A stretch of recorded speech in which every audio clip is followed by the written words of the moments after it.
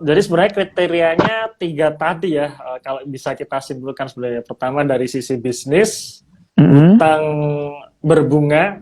Hutang berbunga ini tadi adalah hutang bank maupun obligasi, tapi yang konven berarti ya, Mang ya. Berarti Konven, kalau betul. yang Kalau sukuk enggak, syariah misalkan ya menerbitkan sukuk itu atau tidak. dia pinjam ke bank syariah itu Betul, tidak ya. tidak. Tidak Harus ya. dikeluarkan, Oke. di apa? Dikecualikan Dari gitu. perhitungkan ya. Oke, oke. Kemudian Mm-mm. yang ketiga ada pendapatan non halal. Berarti Betul, pendapatan non halal ini mungkin contohnya kalau tadi Mang Amsi menyebutkan bisnis perhotelan, ya biasanya kan di situ kan ada istilahnya jualan minuman beverage. keras juga ya gitu ya, Betul. beverage dan sebagainya. Nah, berarti itu juga jadi pertimbangan juga emang ya. Iya, Ada saham-saham misalkan secara bisnis, oh sebenarnya boleh nih, tapi ternyata ada pendapatan non halalnya di atas 10%, akhirnya bisa exit juga gitu ya, Mang betul. ya. Oke, Betul, oke, betul, oke. Mas. Oke. Nah, berarti ini Mang, apa namanya? Ya, berarti kalau misalkan seperti itu sewaktu-waktu bisa berubah tadi ya, Mang, ya, yang tadinya sekarang Iya. masuk syariah, kemudian berjalan beberapa waktu, 6 bulan akhirnya nggak masuk. Oke sih.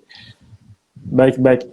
Nah, kalau ini Mang, kalau tolak ukur nih Mang, kan biasanya kalau kita bicara mengenai saham ini kan tolak ukur atau benchmark gitu ya, atau acuan kita kan sebenarnya IHSG nih. Nah, IHSG ini kan semua indeks yang ada di bursa gitu kan. Nah, kalau Hmm. indeks di saham syariah ini kan macam-macam nih Mang. JII, Iya. ISI dan sebagainya. Nah, biasanya itu yang kita pakai sebagai indikator utama itu kira-kira yang mana emang ya? Oke.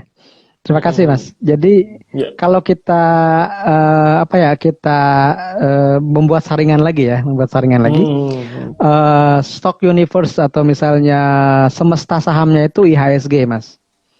Nah, hmm, IHSG disaring dengan kriteria yang 44135 tadi, sesuai dengan yang tadi yang kita apa pakai screening tadi ya. ya. Itu nanti munculnya ada isi. Nah, jadi IHSG disaring dengan kriteria fatwa muncullah isi. Sekarang ada sekitar 480-an isi itu. Dari Oke. 780 tersaring tinggal 480. Nah, yang 480 ini disaring lagi dari sisi likuiditas, transaksi dan juga kapitalisasi. Maka muncul Hmm, JI 70. JI 70 itu oke. disaring dari 150 terbesar kapitalisasinya dan terliquid dalam 6 bulan terakhir. Kalau tidak salah Hmm, seperti itu, muncul JI hmm, 70. Nah, hmm, JI 70 disaring lagi, jadi hmm, JI 30. Jadi JI 30 hmm. itu LQ45-nya syariah. Ya, Oke. LQ45 edisi Ya, syariah itu adalah ya. JI. JI. Kompas 100 edisi syariah itu apa namanya? JI 70. Nah, Oke. gitu. Jadi ada tiga yang utama itu, isi, JI 70, JI. Jadi ini kalau kalau apa namanya, kalau umumnya isi itu banyak sekali, Hmm, dapat 180, disaring lagi tinggal 70 namanya JI 70, disaring lagi jadi 30 namanya JI. Ada lagi yang hmm, apa namanya sektoral, kemudian juga spesifik. Misalnya IDX MES BUMN. IDX hmm. MES BUMN itu berarti saham-saham syariah yang khusus BUMN. Diambil 17 yang Oh, paling liquid. Nah, itu yang terbaru di 2021 kemarin. Jadi, kalau kita simpulkan indeksnya ada 4. Pertama adalah ISI, itu tahun 2011 hmm. dirilisnya. Kemudian J70 tahun 2018. Kemudian JI tahun 2000. Justru yang paling tua itu JI, Mas. Tahun 2000. JI ya tahun 2000 ya. Nah, 2000. Padahal Bahkan sebelum JI adanya itu ada berapa saham itu, Mang? JI 30, Mas. Cuma 30 ya. 30. Oke, ya 30. LQ45-nya versi syariah tadi ya. Nah, betul. Paling Hmm, liquid, paling besar market hmm, kapitalisasinya itu JI. Jadi kalau teman-teman, kalau ada yang nanya, Mang, pemula boleh beli sama apa ya, atau ngincernya sama apa ya, JI dulu aja gitu. Karena JI itu hmm. sudah biasanya JI itu saham-saham yang menjadi incaran fund manager gitu. Yang sudah likuiditasnya tinggi, kemudian market capnya besar. Seperti itu. Oke, oke. Oke, kalau berarti tadi ya yang tertinggi itu isi itu sekitar 480-an. Berarti separohnya sebenarnya emang ya. Berarti dari 60%. 60% ya. Oke, oke. Betul. Ya, jadi udah kesaring 60%. Jadi sebenarnya banyak nih ya saham-saham di bursa kita yang Betul, betul. belum belum tentu masuk ke syariah gitu ya. Nah, mungkin ngomong-ngomong, mungkin sedikit flashback balik tadi, flashback tadi mengenai syarat 45%, 10%. Ini kalau boleh tahu nih, Mang, bisa ketemu angka 45% atau 10% itu apakah ada dalil tertentu atau gimana emang ya? Atau enggak ya? Oke. Terima kasih Mas, menarik nih. Jadi di fatwa itu juga dijelaskan sebenarnya kenapa sih muncul angka itu. Angka itu hanya sekedar rasio yang sifatnya bisa berubah gitu. Tapi intinya adalah konsepnya adalah pertama ya, konsepnya adalah tafrik al halal wal haram. Jadi membedakan, memisahkan antara halal dan haram. Nah, itu bisa dalam keuangan. Kenapa? Karena keuangan itu berbeda dengan makanan. Kalau makanan atau minuman, kalau tercampur yang haram, semuanya bisa jadi haram. Gitu. Misalnya ada botol air tertuang misalnya najis atau tertuang sesuatu yang haram, itu satu botolnya bisa jadi haram. Nah, karena susah dipisahkan. Air kan larut gitu ya, susah dipisahkan. Tapi kalau keuangan itu kan bisa dikategorisasi seperti tadi pendapatan bunga. Oh, ini pendapatan non halal. Pendapatan dari minuman keras, oh ini pendapatan non halal. Jadi dipisahin. Itu bisa sampai muncul rasionya tinggal berapa. Nah, kenapa ngambil 10%? Karena ada aspek selain tadi memisahkan hal haram, ada asas namanya golabah kasroh wal kilah. Mana yang paling dominan, mana yang paling besar, mana yang sedikit gitu.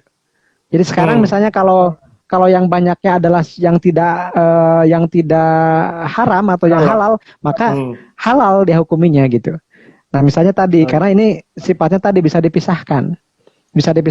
Jangan sampai misalnya karena ada sedikit yang haram ini semuanya jadi haram. Karena ini bukan makanan gitu. Karena ini bukan sesuatu yang dikonsumsi, tapi ini bisa dipisahkan. Oh, ini hasil dari yang non halal ya, pisahin aja. Nanti ada dana sosial ke sananya seperti itu.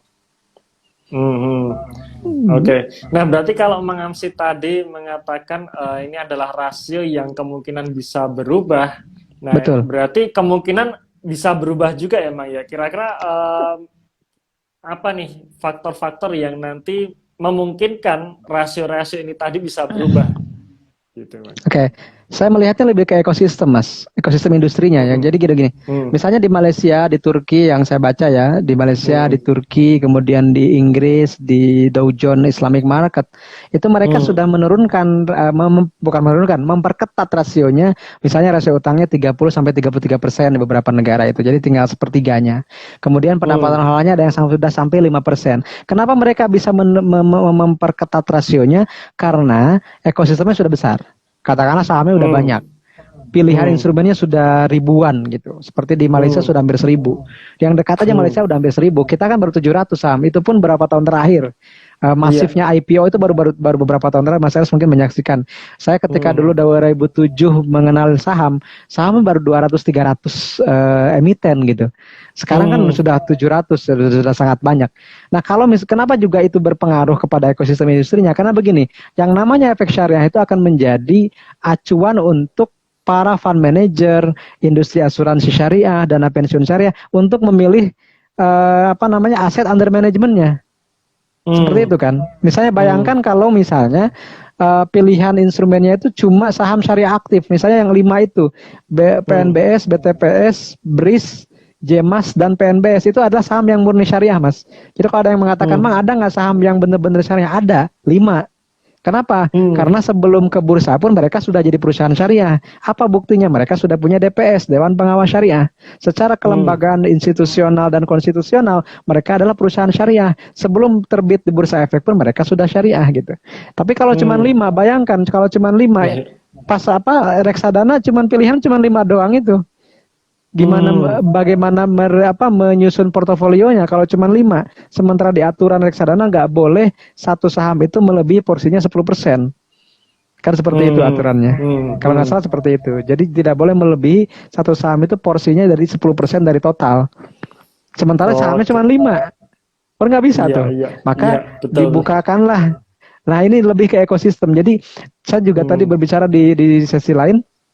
Kalau bicaranya pribadi, boleh aja teman-teman merestriksikan diri sendiri, memperketat diri sendiri boleh. Contohnya Syariah Saham memfasilitasi dengan aplikasi Hisa itu misalnya dibuat rasio utangnya dan diperjelas berapa persen, rasio pendapatan halalnya berapa persen gitu kan udah ada tuh di aplikasinya bisa dicek.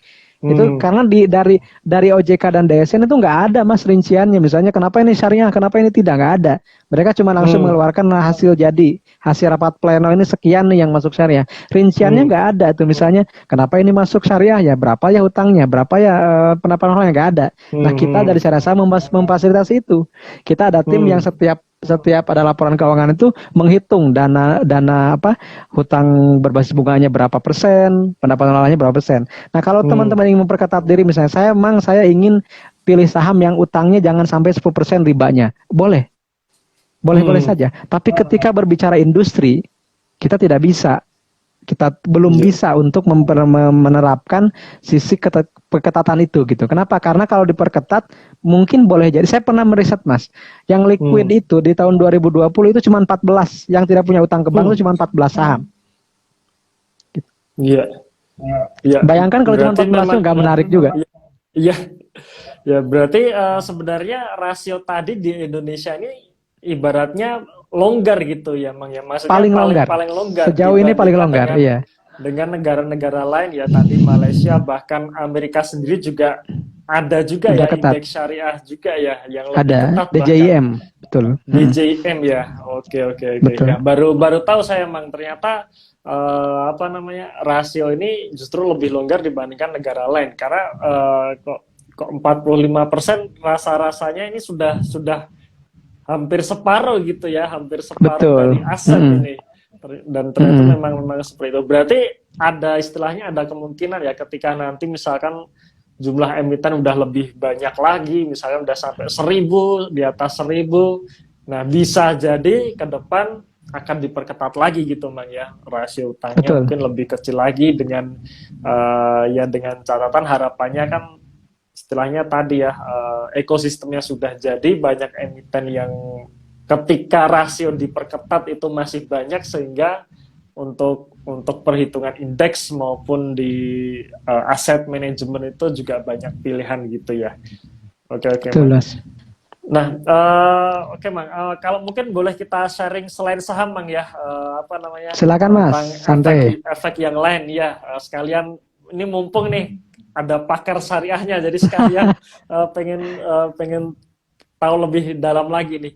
Nah, mengenai obligasi yang diterbitkan pemerintah ini kan ada sukuk, ada ori. Biasanya kan yang terkenal ya ini kan sukuk sama ori. Ya. Nah ini kan beda nih. Sukuk ini syariah, ori ini konvensional. Nah, padahal kalau kita ngelihat rasa-rasanya perlakuannya sama nih gitu. Kalau kita beli sukuk kan dapat istilahnya kupon juga tuh setiap bulan gitu. Ya, sama konvensional pun juga dapat kupon. Nah, yang membedakan itu apa sih Mang antara ori dengan sukuk itu? Oke. Kebetulan saya belum pernah beli sukuk ya, Mas. Tapi saya siap. Kenapa? Karena mungkin sukuk itu kurang masuk profil risiko saya yang agresif gitu. Jadi saya lebih banyak di saham. Berarti semua saham semua emang ya? Saya di Kasei itu yang saya lihat kan bisa ya dicek di Kasei ya, di akses Kasei itu. Saya punya saham syariah di atas 95%. Jadi, mantap. Dan sisanya reksadana syariah lagi, saham syariah lagi. Jadi kayaknya sukuk saya nggak punya. Reksadana saham syariah lagi, saham lagi deh. Jadi kalau ditanya apa sih yang membedakan sukuk dengan ori? Setahu saya sih ori itu kan surat utang ya. Di surat utang. Jadi kuponnya itu memang berbasis bunga gitu. Nah, sementara kalau sukuk itu tergantung akadnya, ada sukuk ijarah gitu kan. Kalau ijarah itu katanya sih dari jasa sewa gitu. Jasa sewa misalnya ada aset yang diagunkan, kemudian aset tersebut dihitung per bulan bisa menghasilkan sewa berapa dan hasilnya itu dibagikan ke. Jadi justru kalau di syariah ya, sukuk itu lebih mirip seperti saham juga gitu. Karena di situ ada ada bukti kepemilikan dan dari kepemilikan itu kita dapat manfaatnya. Tapi beda akadnya aja. Kalau misalnya saham itu musyarakah ya, kita dapat porsi dari dividen, dari misalnya kalau dijual lagi ada dari jual beli sahamnya. Kalau sukuk itu lebih ke ijaroh seringnya. Jadi ijaroh itu jasa sewa gitu. sewa misalnya ada aset yang diagunkan, kemudian aset tersebut menghasilkan penghasilan sewa berapa per bulan, nah itu yang dibagi hasilkan dengan investor sukuk itu gitu. Jadi itu yang membedakan. Sementara kalau di obligasi kan lebih ke surat utang ya Mas, ininya apa namanya, konsepnya gitu ya. Konsepnya iya, ngutangin pemerintah gitu kan. Ngutangin pemerintah. Itu sewa ya. Cuman kadang sewanya ini berarti istilahnya dihitung-hitung ya hampir sama dengan Nah betul, ada ekivalen, ekivalennya ada gitu, ekivalennya. Ada yang mudharabah juga, sukuk itu banyak sih skemanya ya. Ada sukuk ijarah, kalau ijarah berarti ada aset yang diagunkan, kemudian diambil manfaat sewanya. Ada juga sukuk mudharabah, itu sukuk mudharabah itu seperti patungan usaha Mas. Jadi seperti ada yang sifatnya patungan usaha, sukuk, apalagi banyak lah, murabahah. Tergantung misalnya dari awal pemerintah menyebutkan akarnya adalah ini misalnya. Oh kalau ijarah sudah kebayang ini pasti ada aset yang disewakan gitu. Kalau mudharabah berarti ada proyek yang dilakukan kemudian bagi hasil gitu, seperti itu.